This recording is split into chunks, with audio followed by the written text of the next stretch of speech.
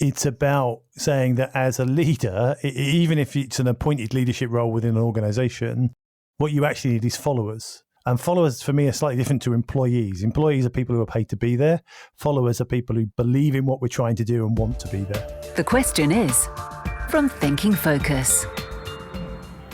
Hello, I'm Rob from Thinking Focus. Hi, I'm Ricky from Thinking Focus. Hi, and I'm Paul from Thinking Focus. And the question is, why should leaders build a tribe? So one of the most frequent questions we get when training or coaching managers and leaders is, so what do leaders actually have to do?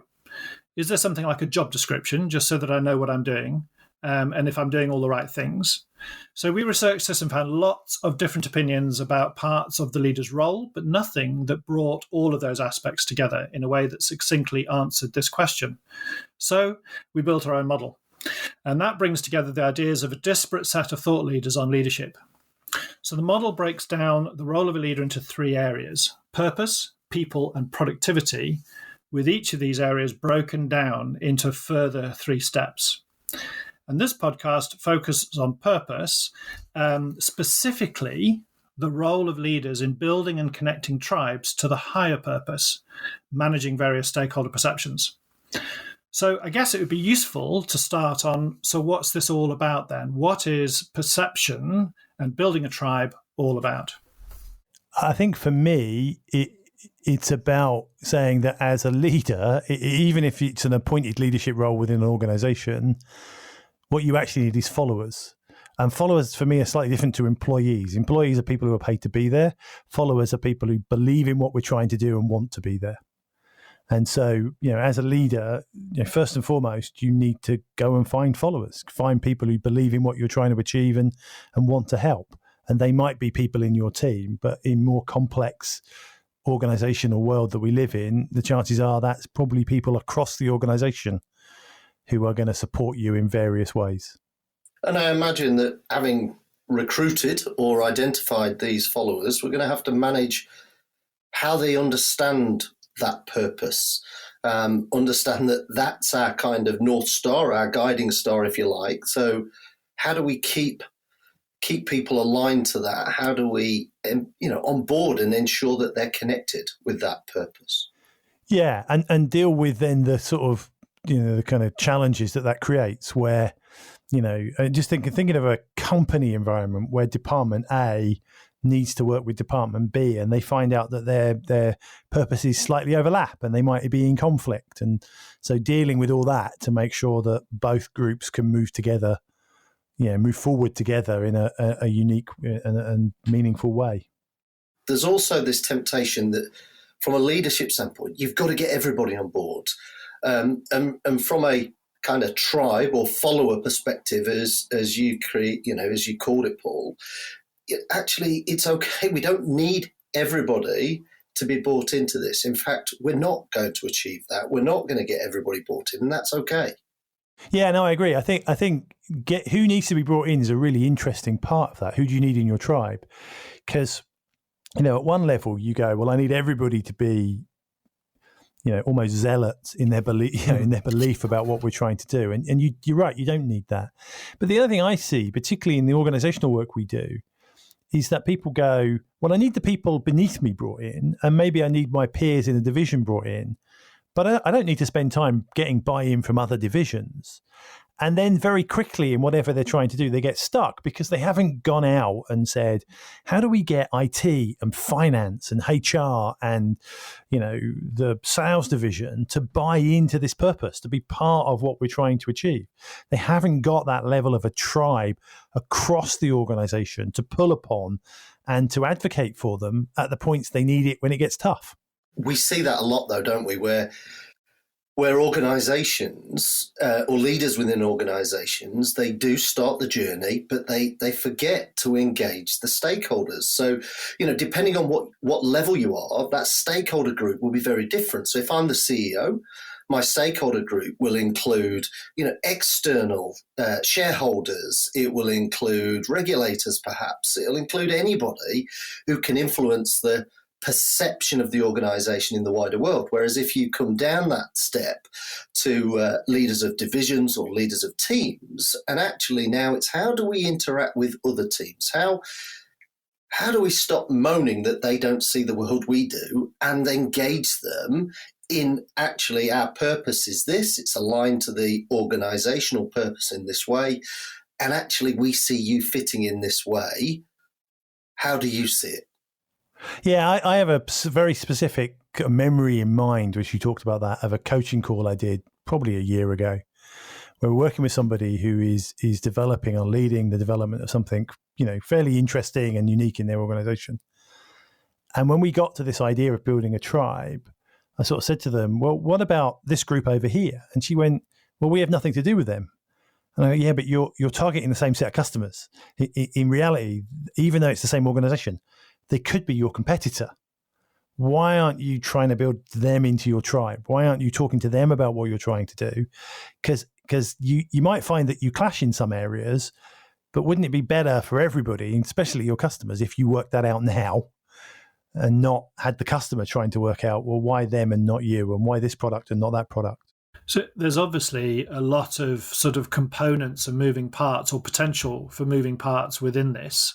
So, what's the role of a leader in all of this? If we were to help to get focus on what the leader can do and be, really cognizant of, what's the role of a leader in this? For me, it's all about connecting and aligning, individual groups, departments, teams within the organization will have their own kind of purpose, but it's important that we, as leaders, we connect that purpose to the higher purpose. So that everything we do is joined up, is working towards that common aim that we as an organization see as, that's our destiny, that's where we're aiming towards. And we might never get there, but we've got to be joined up on that journey. Okay. Yeah, I think, again, sort of thinking out loud here as you asked the question, Rob, I think you can almost go, leaders' primary responsibility is recruit people to help them achieve their purpose. Mm-hmm. And there's kind of the strong ties and the weak ties. The strong ties is getting people to buy into that purpose, to be part of that journey. And whether that's as somebody who's actually working on it, who's employed to work on it, or whether that's just somebody in another department who you need to help from time to time or offer advice or maybe just get out of the way. They're the strong ties. The weak ties for me, though, are actually kind of building a wider community across the organization. So more people understand why what you're doing fits in with the bigger picture. And I think this is really important for those people who lead in parts of organizations that aren't necessarily obviously directly connected to the higher purpose. So I'm thinking back to my time in IT and going, most people would look at the IT department and go, yeah, but you're just here to kind of help out. You're not here to you're not really connecting us to the higher purpose. And you go, as the leader of that IT department, it's really important that you're kind of going, actually, we are. We are providing the infrastructure and the facilities to enable another group of people to do this and that and the other, which creates the higher purpose that we're trying to do. And you try and do all of that without the infrastructure. In the same way as if you're HR, you try and do all of that without all the people stuff being sorted, without the ability to recruit and hire and make sure people get paid at the end of the month. These are really important functions. Well, that reminds me of the guy who asked the cleaner at NASA. They asked him, what are you doing? Yeah, I'm helping to put a man on the moon. Didn't talk about keeping the floor spotless to make sure there was no contamination or potential for problems within that. His job was to help to put a man on the moon. And that was really simple and probably one of the best examples of translation from my perspective, at least. Yeah, and you kind of know that somewhere a leader did a really great job of building that tribe, of building a group of disparate functions and explaining to them how they all fit together and how they're all trying to align to a higher purpose and how each individual component is really important. Just using that man on the moon example, my guess is there's a lot of clean environments involved in building space rockets. There's a lot of, a little bit of dust probably causes a huge amount of problem. Absolutely. And so, you might go, he's the cleaner. You might also go, he's the person who is stopping this space rocket blowing up because we've missed a bit of dust. And it's that's partly what for me, what building that tribe's about. But it could also be, you take the NASA example, somebody must have kept all those senators on board and all those politicians on board to keep the money flowing, to enable them to keep going, to put a man on the moon. And that's equally as important in building the tribe as it is of making sure you got the right rocket scientists. Yeah, totally. Absolutely. And I think, what we've talked about is engagement, almost recruitment, inspiring these people, making sure they understand the message. But it's also important that leaders remember to test. So they're constantly revisiting and looping around, seeking feedback, testing, understanding of the purpose. Because how we get to that might change, but the purpose really should stand the test of time.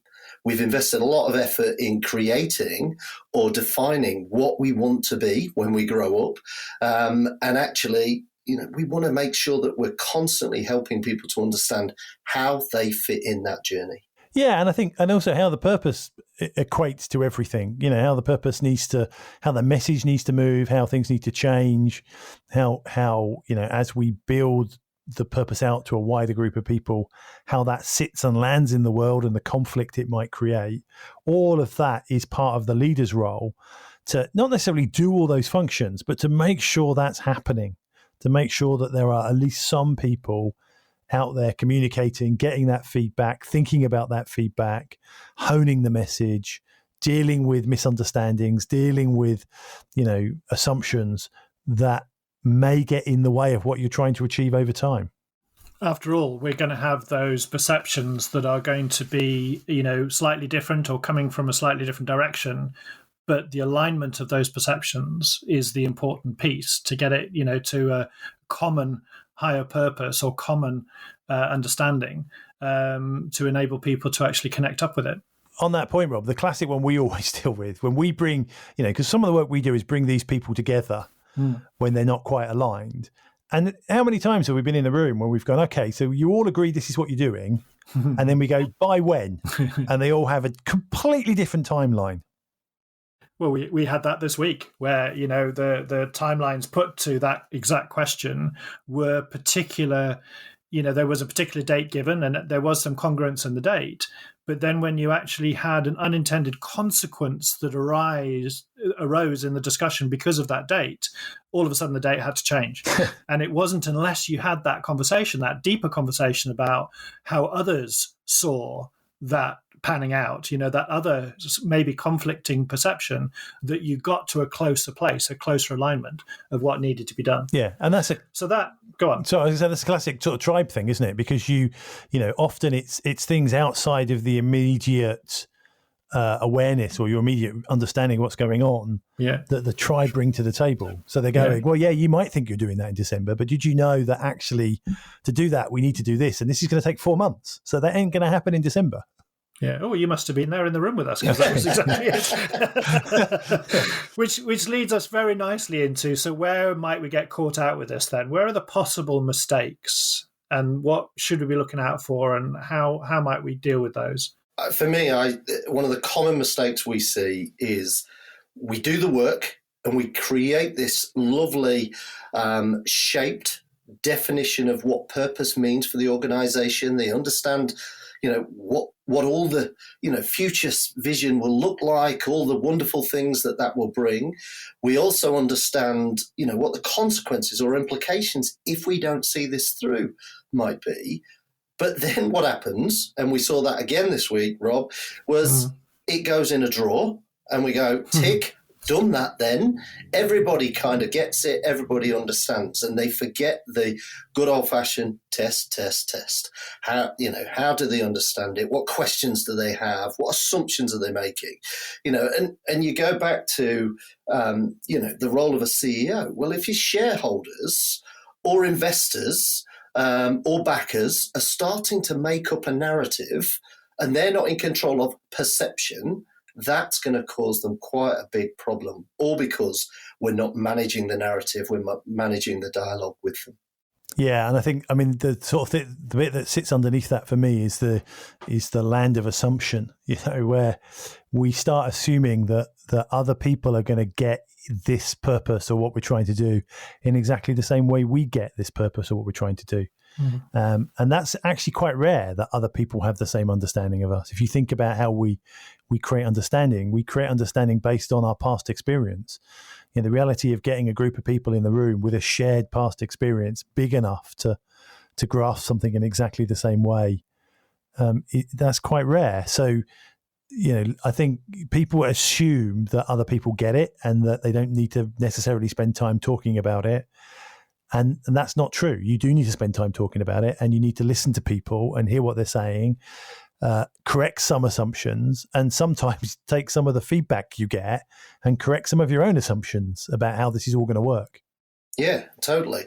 But the next level on from that, of course, is, you know, if you don't keep talking about your future state, this higher purpose that you're trying to achieve, A, decision making is flawed, and B, people start working, and they're working on what they think is the right thing to be doing. You know, most people want to do a good job, but actually, are they being efficient in doing a job, or are they being effective in working on the things that are going to add the greatest value to our direction of travel?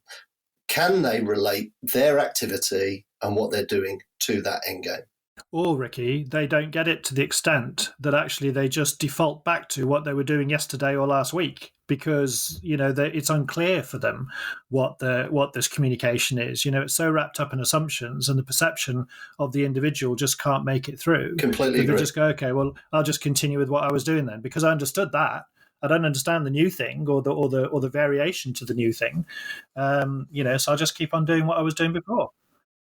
I think there's sort of an observation I have there is that with most groups, the kind of level of a belief in the tribe and the purpose and what we're doing, it's almost like concentric rings out from the founding group. Mm-hmm. So as you get further away, it gets looser, it gets weaker. And therefore, the chances are there are more assumptions and more different opinions about where you're going and what you're doing and what's important in all of this. Right. And so, again, I think that for me is part of, you know, really good leaders are really good at spending as much time in the outer rings of the tribe, making sure those guys are serviced and get what they need and understand where we're going as the core group. Yeah. And when you see weak leaders, for me, often that's because they're just talking to the same group of people. They're not out there investing time and effort in that wider group of stakeholders, which eventually means they hit a problem that the core group can't fix, and they just don't have a big enough group brought in enough to come along and fix it. And again, it's a complaint you see a lot when you coach, where people are going, well, I need IT to do this, or I need HR to do this. And it's just not important enough to them. They don't get it. Yeah, absolutely. And they go back to your assumptions piece, Paul. They're assuming that they do get it and that somebody there is working on it, you know, already, you know, without actually being clear about it. And they assume, for me, the big one is they assume that just because it's important to me, it's important to everybody in this organization. Yeah, at the same level. Yeah. And you just go, it's not. Everybody's got their own set of things they're trying to achieve. Mm. And without some time and effort from a leader to explain why my bit is equally important and I might need some of your resources or some of your time, you're just not going to get them. That sounds like a whole podcast in its own right to me. It does, doesn't it? Yeah. It does. Well, just before we think about another podcast, how about a couple of tips then? So, you know, if we were to get this right, are there 2 or 3 things that it would be really good to think about and follow as far as growing the tribe goes? Well, for me, it starts with talk about it often, and test. You know, is the message getting through? Is the understanding there? What assumptions and stories are being created on the back of this in order for you to then fill in the blanks or correct the course or help them to connect with that higher purpose? Because, you know, their perception is I'm doing the right thing, but actually they could be off track by quite some distance. Yeah, for me, I would sort of add to that by saying also don't make assumptions about how big the tribe needs to be. You can't have too small a tribe on any purpose or any mission. The more people you can get to understand what you're trying to do, even if they might never be involved, it just adds momentum to what you're trying to do. If you can get everybody in the organization aligned to your bit of what you're trying to achieve, it will help because it will unlock doors, it will unlock ideas.